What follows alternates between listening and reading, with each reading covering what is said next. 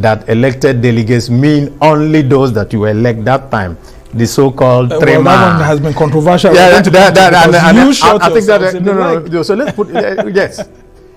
On top of that, for the election of that 3-man thing, there are also guidelines of the party that the party ought to follow. And what happened in Abia State was that those guidelines were not followed. And we made representation, because usually they will tell you, you have to follow party guidelines. So we made a representation from the state to the national. We met with the national chairman and the national working committee, and we made a presentation and said these guidelines were not followed. Therefore, the 3-man ad hoc that we have produced are not the proper ones, and we want a review. And nobody talked to us. Yeah, I remember when you came to... I came here, and I was the person that we had a press conference, and we said that. And I will tell you one thing, you won't believe it.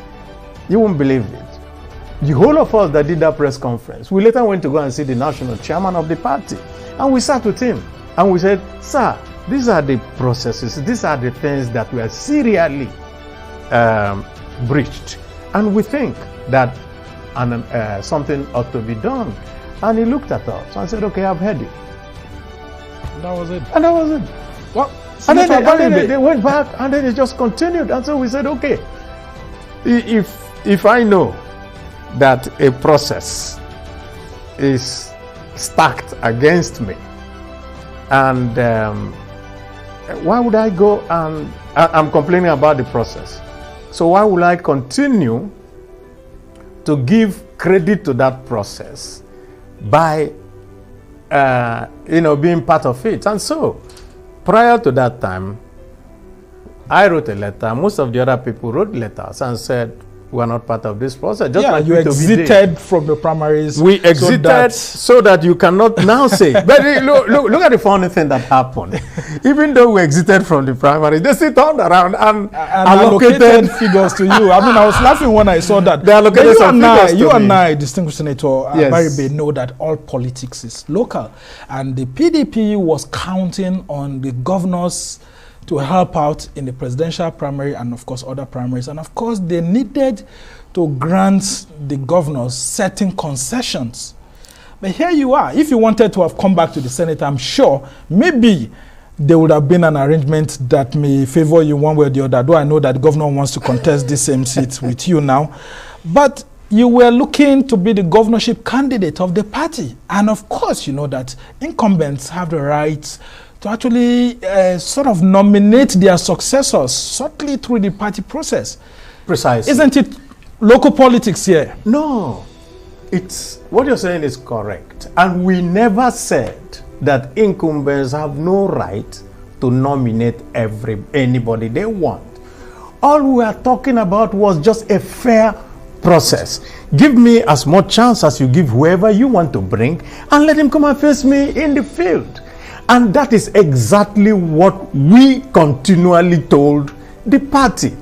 The party can never turn around and say today that that wasn't what we wanted. I never asked anybody for any iota of assistance. I never. I just even said, as a minority leader, even as a minority leader, Senate, a ranking member precisely of the PDP. As a ranking member of the PDP, as a man who has put his life on the line for PDP. I never asked for anything. I simply said, give us a chance. Just give us a chance. Let's go into the field. Why would you not do that? That is the point. And that's why I say that somehow, like Ike said, there seems to be a natural habitat for those, of course, morally challenging things. People would have said, as a former deputy governor of Abia State, that you should have been accorded certain respect by the party, that it looks like the PDP just used and dumped you. Do you feel betrayed? No, I don't. I only feel disappointed in some of the leadership of the PDP. I would not want to talk about them, but I think that the same Ika Abonyi said that they were pecuniary hypnotized. Interesting. Or dollarized. Well, let me just say pecuniary hypnotized. And therefore, it was very difficult for them to, just like, Samuel Wabungwa, when they asked him, I think it was here. I think it was here that you asked him, what happened? Why would your people not vote for you? And said that when people see some dollar, they forget their father's name. Their father's name. Yeah. So I think that's exactly where we found ourselves. But I do not actually bother so much about it. Like Peter B said, I wanted to be governor. Not just to be governor, but to change the trajectory of the state. You understand? I think Peter said it with regard to that I'm desperate. Yeah, that he's not desperate to be Nigerian president. They're not desperate to be Nigerian president, but desperate. Yeah, so to see the situation, the country change. Precisely. It's exactly what I had. Desperate to see the situation change. And of course, when I got to Abga, actually, they now said, this is your natural habitat. And not the Labour Party. Why didn't you follow Peter Obi to his Labour Party? I think by then, Labour Party had already concluded the arrangements and so on and so forth. But of course, the natural habitat of us in the southeast is Abga. Yeah. And you can see from what has happened in all parties now, all that the parties have told the southeasterner is, you don't belong. You just don't belong. Yeah. And I think that what you need to do is that you make yourself to be important enough that you will be recognized. Because if you continue to be somebody who at all times they are looking at you as, well, just an appendage, they will never take you using serious. You to win elections. Precisely, they use you to win elections. I mean, look at how they used me. And that's why I'm coming back. I'm coming back to that, Senator Abaribe. A lot of your colleagues are wondering, how could an Abaribe leave the PDP? Why would an Abaribe be treated by the PDP this way? This same Abaribe that stood his neck out, challenged the Buhari administration, even previous governments, always been at the forefront. Now, some of your followers will also say that you do not have the politics of ideology, and that's why you're defecting. What would you say to them? Because they say if you are ideological, you will stay in the PDP and reform it and not jump out of the ship. If I was non-ideological, I would go to APC. Because if you have the major ideologies, it will now be the conservative APC and the progressive non-APC. So I'm still in non-APC. So I'm ideologically inclined that I will never be part of the hegemony. And I tell you one other thing. What did we complain about for APC? We complained that the APC government, led by President Muhammadu Buhari, was not fair. Just was totally unfair to the people who are not from what he claimed is his own place. You remember that in 2016, immediately after he had come and he started making his appointments, I was the first person to raise it on the floor of the Senate and said, you can have all the security apparatus under, he must be a Muslim, he must be a Northerner and all that, as if they're the only people who inhabit this country. And at the time that I was saying that, I was talking for the rest of Nigeria. Yeah, and I will still continue to talk for the rest of Nigeria. Even the APC guys, sometimes when we have interviews with them, they'll be saying, yeah, it looks like Abaribe was actually right in some of the criticism. The good ones, they actually accepted them very well. But how about you, Senator Abaribe, misreading the politics of Abia State? You wanted to be governor. There's the old Bend there and then old Aba regions and all of that, where there's always this tectonic movement between these two and all others. Did you by chance not, use your political barometer to weigh in the Abia politics well before agreeing to go for the governorship? No, I actually read it very well. The people in Abia, what they wanted was not the shift from one part to the other. It was the removal of the hegemonic clique that had held Abia down and moved from one hand to the other. And so when we now got to the point where the current governor also wanted to hand over to someone, we said, no, if we don't break this chain, Abia will continue to sink the way it has done and continue to be a laughingstock of other states in and around Nigeria. So that was the primary aim, which was let's cut this whole thing off.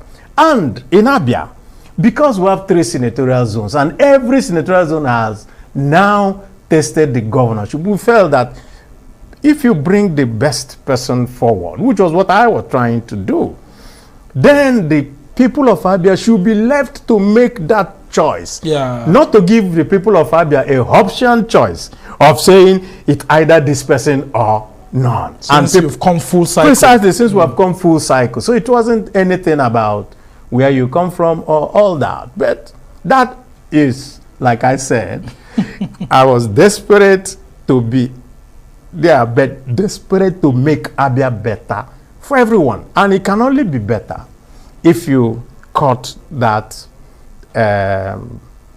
what do you call it now, godfatherism and those type of things. Of course, in almost every state, all of them try to do it. And of course, Nigeria will not be better if we don't break those kind of chains. That is the issue of the moment in front of each and every Nigerian today. Because we have seen that you bring anybody, he's tied to the apron strings of who brought him, and nothing works. Okay, now, Okeze Beazu, the incumbent governor of Abia State, is one person that we have thought that having been in the in the circles, in your circles, both nationally and then locally, that there will be some good rapport between you and him. What really happened, actually? Because even when you made your announcement, your bid for the governorship, you took time to seek his blessings, you attended some functions with him. I could see that you were trying to romance him, actually, to ensure that at least there's that atmosphere of respect for each other. But what really happened between your relationship with him? Well, I don't think that I'm the person that will have to answer that question. Any day that you have him in front of you, then you can answer. But one thing is very simple. When some people went to confront him and say, why? Just exactly this question that you asked. I say, oh, no. You know, the senator, I respect him very much, but he comes from the same place with me. And because he comes from the same place with me, he cannot be governor. And then they asked him the follow-up question, which he couldn't answer. Okay, if he comes from the same place with you, and you don't want him to be governor, why do you want to be senator? Since you're also coming from the same place. Does it mean that there are other local governments also within the same Abia South don't deserve to be senator? So, and of course, he couldn't answer that question. I do not know what happens to when you get into the executive office. In fact, David Mark asked me one day, he said, I would like to use you as an experiment. Let me see whether you can get there and change. Because he looked at something happens once you become... When you get into executive office. I think maybe because everybody kowtows, everybody begs you, everybody, even your fathers lie down on the ground for you, then maybe you start having delusions. You know, that's what I would call it. But that's not a question that I can answer. Okay, but you still have a good relationship with him personally? I don't have any adverse relationship because, I mean, I respect your office. I come to you and I say, let us do this. But if you now say, oh, that you don't accept, all I asked him was, let us have a level playing ground. I don't care if you're bringing your younger brother. I don't care. But let the person get to the field with me and test himself with the public. So the problem now is, of course, you don't even want it to happen. You now get the party and then, of course, all those things. For me, I'm in Abga. I'm the senatorial candidate for Abga. Both of you are going to slug it out. He is going to be in the senatorial candidate. Let us now, we will now meet and let the public choose between me and him. And you think you have the capacity to withstand a sitting governor? Well, the point really is that if it's in terms of going inside your bedroom and writing the list of a few people. You can do that, but the public, you're going to have to, the public will have to make up their mind about you. And do you think it's going to be a referendum on what you have done, not just for Nigeria, but for the Southeast? It's going to be a referendum on both of us. His performance as governor and my performance as a former Senate minority leader and somebody who talks about matters concerning the Igbo race. Yes, and of course,